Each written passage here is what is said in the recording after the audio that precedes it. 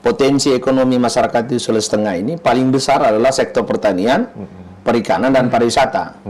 Nah, pengembangan sektor ini tidak berbarengan. Orang dengan kemampuan yang masih terbatas tidak bisa hanya dikasih teorinya, dikasih PPT dengan segepok dokumen, lalu kemudian ditinggalkan, tidak bisa.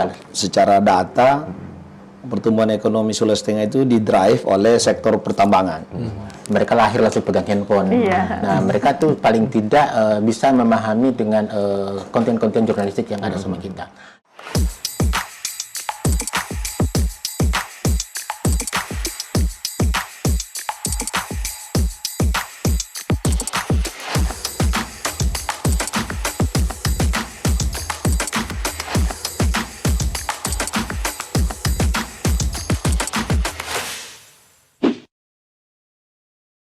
Nah, Pak Riyadin, ini menarik sekali. Kita mau belajar apa yang dimaksud dengan AJI, ya, Aliansi Jurnalis Independen. Mungkin bisa jelaskan 3 hal keunikan atau hal yang menarik tentang AJI. Ya, yang pertama soal AJI itu sendiri. Kenapa huruf I dalam independen itu bukan Indonesia? Aliansi Jurnalis Independen, karena muara dari perjuangan AJI itu adalah kemanusiaan. Jadi ketika misalnya dia biar walaupun di luar teritori negara, tapi kalau persoalan kemanusiaan, maka intervensi AJI harus masuk ke sana karena unsur kemanusiaan. Jadi bukan persoalan teritori Indonesia atau seperti apa. Itu yang kedua. Lalu kemudian AJI itu lahir di era sebelum reformasi sebagai kritik tegas terhadap organisasi wartawan satu-satunya saat itu yang memang terlalu menempel dengan kepentingan kekuasaan. Nah, bagi AJI itu masalah. Lalu kemudian muncullah diskusi kritis para pendiri AJI, lalu lahirlah aliansi jurnalis ini. Dan saya harus mengatakan bahwa beliau ini, Kanda Suparman, adalah beliau salah satu juga tokoh AJI pertama di Kota Palu, di Sulawesi Tengah. Tapi karena kemudian beliau memilih untuk mengabdi di PNS, lalu sehingga kemudian keluar dari AJI. Terima kasih.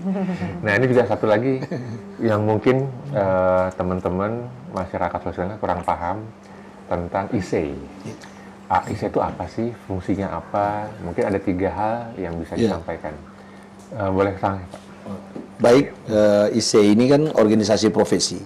Jadi berhimpun sarjana, tentu saja sarjana ekonomi. Ikatan Sarjana Ekonomi Indonesia. Berapa poin yang dikerjakan oleh ISEI? Tentu selama pemerintahan, sejak era Orde Baru, dan sesudahnya sampai reformasi, ISEI ini memberikan kontribusi pemikiran. Jadi ISEI itu dianggap think tank dalam pengertian pemikiran ekonomi, baik di level nasional ataupun di level daerah. Kemudian kerja-kerja ISEI yang lain, yang kedua itu adalah kita melakukan riset, entah itu riset yang sifatnya individu ataupun tergabung di dalam satu organisasi. Di dalam 2, 3, atau 4 tahun terakhir kami melakukan riset kerjasama dengan BI misalnya, salah satu kaitan dengan kebijakan, entah itu berkaitan dengan inflasi daerah atau hal-hal yang lain seperti riset yang terkait dengan kemiskinan di wilayah tambang. Itu kami lakukan 5 atau 6 tahun yang lalu di era Pak Miono, waktu itu menjadi Kepala Perwakilan Bank Indonesia. Kemudian yang ketiga, kami juga melakukan pengabdian di dalam kaitan dengan pendampingan sifatnya ekonomi. Jadi kami memberikan advice kepada UMKM dan lain-lain yang berkaitan dengan pengembangan sektor ekonomi terutama yang menjadi core kompetensi dari organisasi ini. Saya kira itu. Baik, ini udah mulai? Iya, udah mulai. Oke. Selamat datang di Bisik. BIC sharing informasi dan kebijakan. Oke. Nah, ini kita kedatangan siapa nih, Pak? Nah, ini ada Pak Yardin dari AJI ya? AJI. Apa tadi? Aliansi Jurnalis Independen. Dan ini juga ada Pak Suparman sebagai Ketua ISEI Sulawesi Tengah. Jadi kita sangat berbangga ya didatangi tokoh-tokoh penting yang sebenarnya banyak perannya yang nggak terlalu terlihat di masyarakat. Karena maksudnya secara nama gitu ya, perannya banyak, tapi orang nggak semua tahu. Nah, ini ada momen di TVRI seperti ini untuk biar masyarakat paham fungsi-fungsi dari AJI dan ISEI. Gitu ya. Mungkin kita mulai dulu dari ISEI dulu ya. Nah, dari ISEI Pak Parman, tadi udah sempat diomongin tentang peran-perannya yang sangat menarik. Ada sebagai think tank, sebagai riset, sebagai pendamping, baik UMKM dan segala macam. Nah, kalau kita lihat kemarin ini kan yang menarik adalah tingkat pertumbuhan kita tuh nomor 3 se-Indonesia karena adanya nikel. Tapi saat bersamaan tingkat kemiskinan kita nomor 9 katanya nasional. Kemudian belum lagi stunting yang masih menghantui gitu ya, stunting. Nah, mungkin dari ISEI sendiri bisa melihat kira-kira apa sebenarnya permasalahan di Sulteng ini, atau potensi apa yang bisa kita angkat agar bisa kita orkestrasikan sehingga ke depan, karena pasti masing-masing punya peran masing-masing. Nah, mungkin kita sendiri bisa membereskan masalah-masalah ini. Mungkin silakan Pak. Baik Pak Roni dan seluruh teman-teman BISIK. Pertama tentu saja secara data pertumbuhan ekonomi Sulawesi Tengah itu didrive oleh sektor pertambangan. Kita tahu sektor tambang itu mereka yang masuk ke pasar tenaga kerjanya adalah yang well educated atau high educated. Sehingga tentu saja masuk tambang tidak secara otomatis mengakomodasi mereka yang berada di remote area atau di sekitar wilayah tambang, entah itu di ring 1, ring 2, ring 3, tapi banyak masuk yang dari luar. Nah, tentu saja dengan sektor tambang memicu pertumbuhan ekonomi yang begitu besar. Namun problem yang berikutnya adalah ini kan tidak terhilirisasi dengan kondisi ekonomi masyarakat. Nah, sementara potensi ekonomi masyarakat di Sulawesi Tengah ini paling besar adalah sektor pertanian, perikanan, dan pariwisata. Nah, pengembangan sektor ini tidak berbarengan dengan apa yang terjadi di sektor pertambangan. Jadi kalau kita lihat misalnya pelajaran terjadinya COVID, sebelum COVID dan pasca COVID, pertumbuhan ekonomi Sulawesi Tengah tidak terganggu karena memang betul-betul itu didrive oleh sektor tambang, dan ini hanya ada di 3 kabupaten, Kabupaten Morowali, kemudian Kabupaten Morowali Utara, dan di Banggai. Nah, ini tentu saja sementara sekitar 70-80% masyarakat itu ada di sektor pertanian, perikanan, dan pariwisata, dan sebagian UMKM. Nah, pengembangan ketiga sektor ini kalau kita secara jujur misalnya di sektor pertanian ini problem adalah irigasi. Selama kurang lebih 20 tahun. 20 tahun terakhir ini irigasi tidak ada dibangun, sehingga daerah-daerah yang memiliki potensi pertanian cukup luas ini tidak bisa menghasilkan produksi pertanian cukup baik. Kalau kita lihat produksi pertanian dari tahun ke tahun, kemudian produktivitas tenaga kerja di sektor pertanian itu makin lama makin turun. Meskipun share pertanian itu sebenarnya masih besar. Tapi produktivitasnya makin rendah. Tentu makin banyak mereka yang tidak ter-hire di pasar tenaga kerja di sektor pertambangan, penggalian, dan industri. Secara otomatis itu akan masuk di sektor pertanian, perikanan, dan ini membuat produktivitas sektor pertanian perikanan itu makin turun. Itu bisa dibaca dari nilai tukar petani yang makin hampir sekarang ini belum, selalu masih berada di bawah 100. Artinya problem pertanian kita di mana nilai jual petani dan indeks yang dia terima dan dibayarkan itu masih ada gap. Saya kira itu poin yang paling besar. Sehingga harapan kami melalui ISEI dari banyak kesempatan yang kami diberikan oleh pemerintah daerah, terutama di forum rakor pembangunan, kami menyampaikan itu. Jadi Sulawesi Tengah sebenarnya meskipun ada tambang ini, tetapi sektor pertanian, perikanan, dan pariwisata ini harus menjadi sektor utama, leading sektor yang membawa pertanian ini dan kesejahteraan masyarakat lebih inklusif di Sulawesi Tengah. Menarik. Ini memang menjadi basic ya, fundamentalnya harusnya juga di pertanian. Bukannya karena ada proses pertanian di sini ya, tapi memang kenyataannya seperti itu. Terima kasih Pak Parman. Pak Parman ada yang mau tambahkan? Saya kira poin yang sangat menarik dari penjelasannya Pak Parman sebagai ketua ISEI ini ya. Jadi saya lihat begini, drive-nya pertambangan itu kan masuk dalam kategori sumber daya alam yang non-renewable, yang tidak bisa diperbarui. Sandingannya itu adalah pertanian yang beliau sebutkan. Itu renewable yang bisa terus diperbaharui. Ya, ini satu waktu dia akan habis yang satunya, yang ini bisa terus menerus gitu.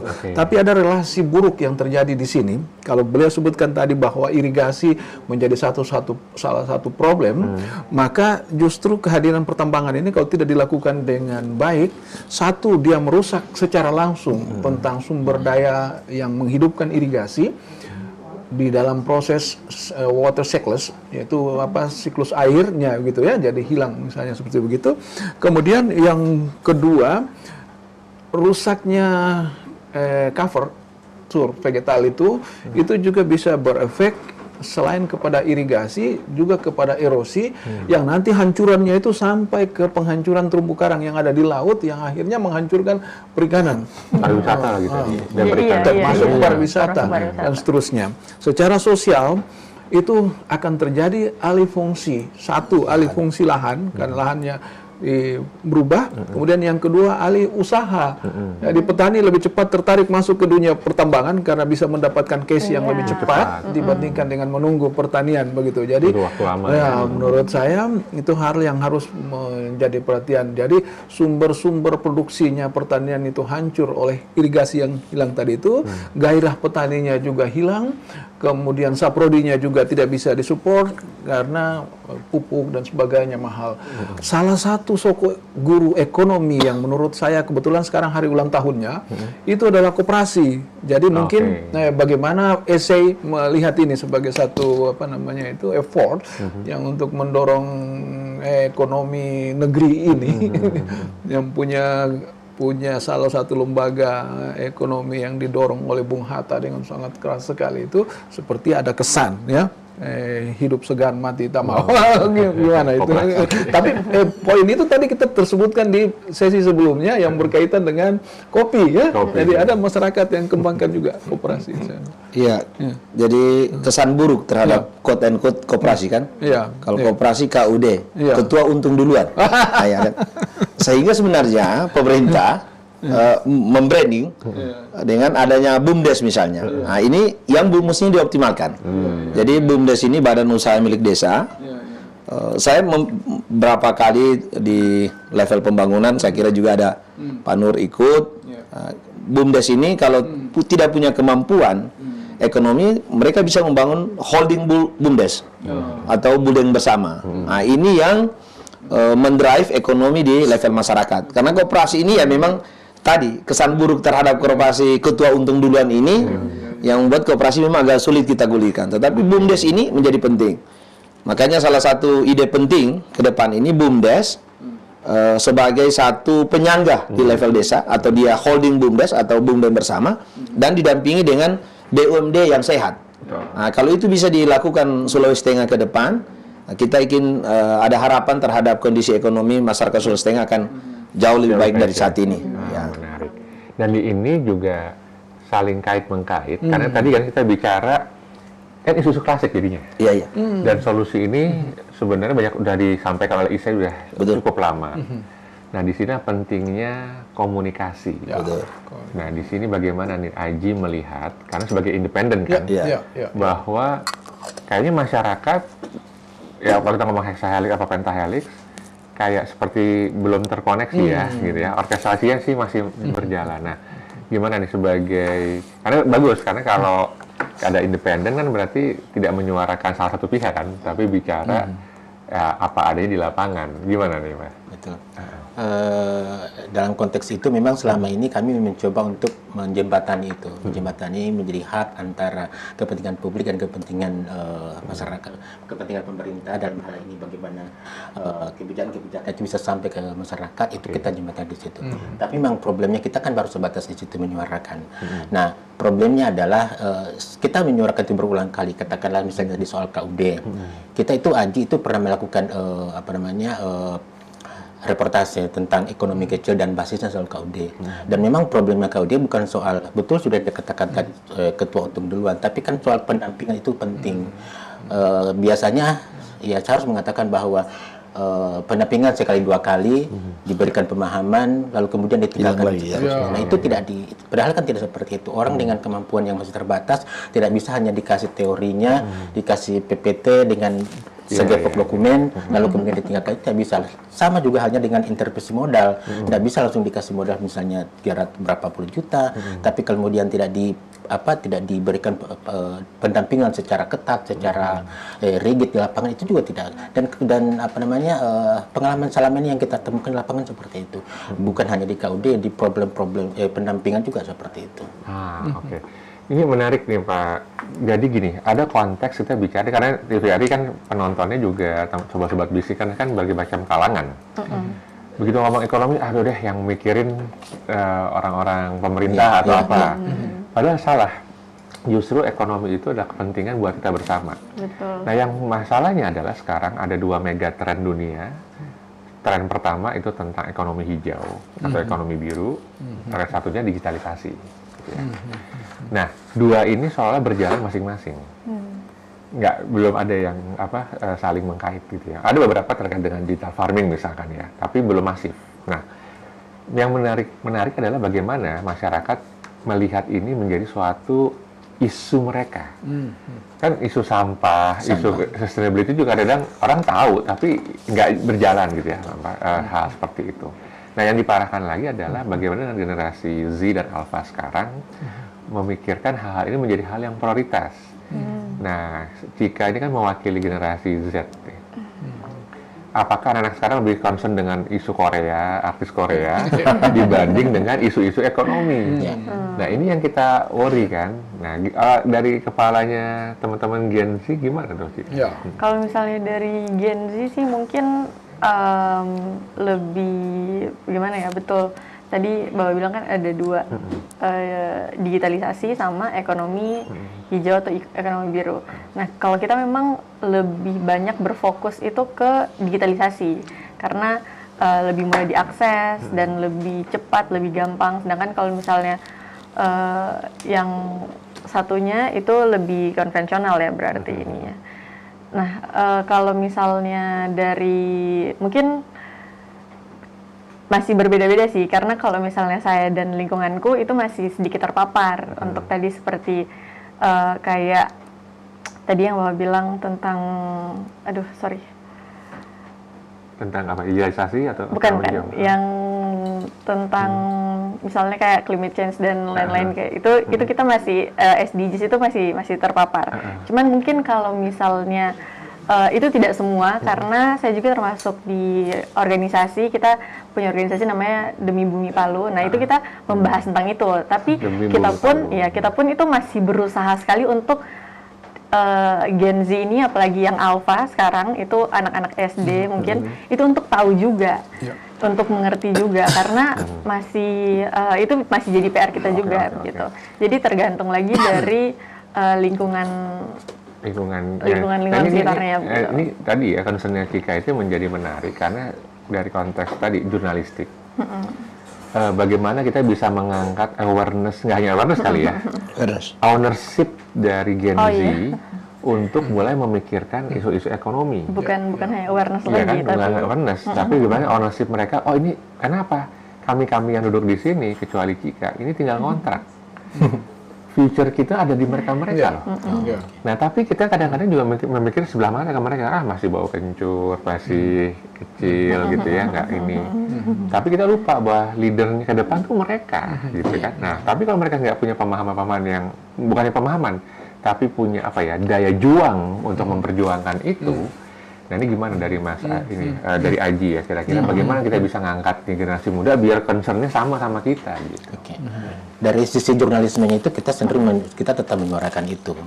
Misalnya tentang bagaimana kelompok-kelompok generasi Z dan generasi Alpha yang mereka lahir langsung pegang handphone. Nah, mereka tuh paling tidak bisa memahami dengan konten-konten jurnalistik yang ada sama kita.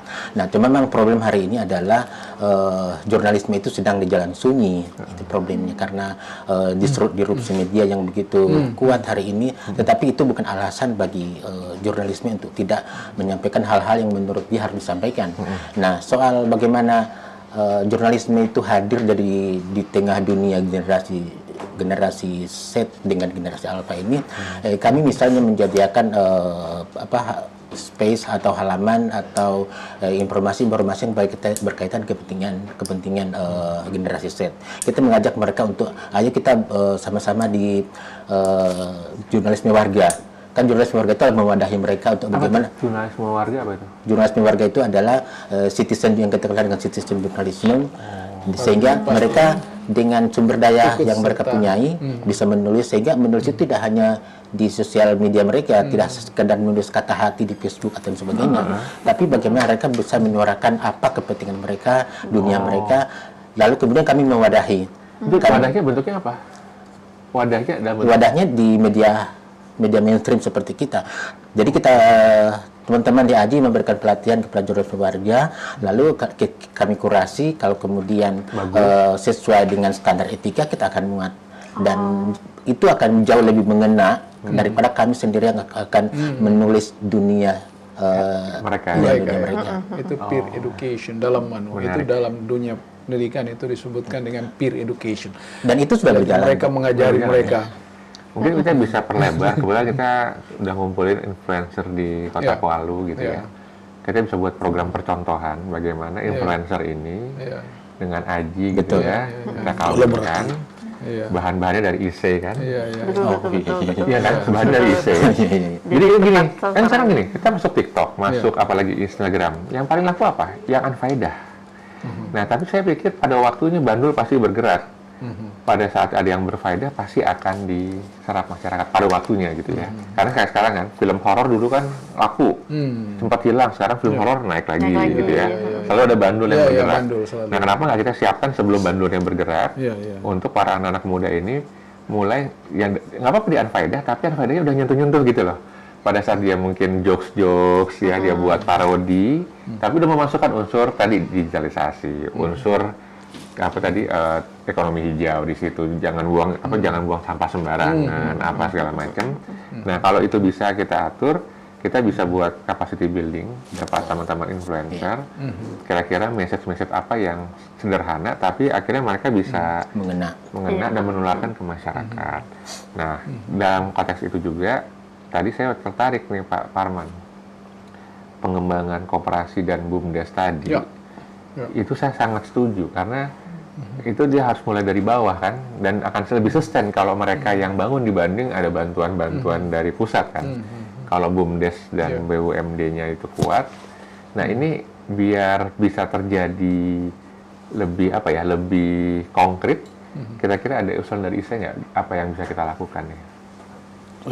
Baik, kaitannya dengan BUMDes sebenarnya kalau kita lihat BUMDes itu kita bagi berbasis komoditas unggulan di masing-masing wilayah.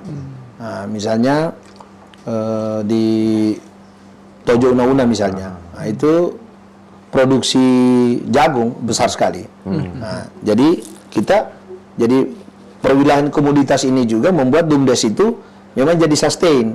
Kan selama ini kan dia sedikit-sedikit, ada mungkin kopra, ada ini ya. Jadi kita buat perwilayahan itu yang bagus. Artinya BUMDes itu dia spesialisasi masing-masing wilayah. Oh, sepakat. Kayaknya Pak Prof, kayaknya kita bisa buat suatu konklusi sederhana di mana kemarin juga bisa buat pertemuan Pak dengan seluruh universitas setengah. Kita kumpulin kemarin, ngobrol mereka dengan kampus Merdeka.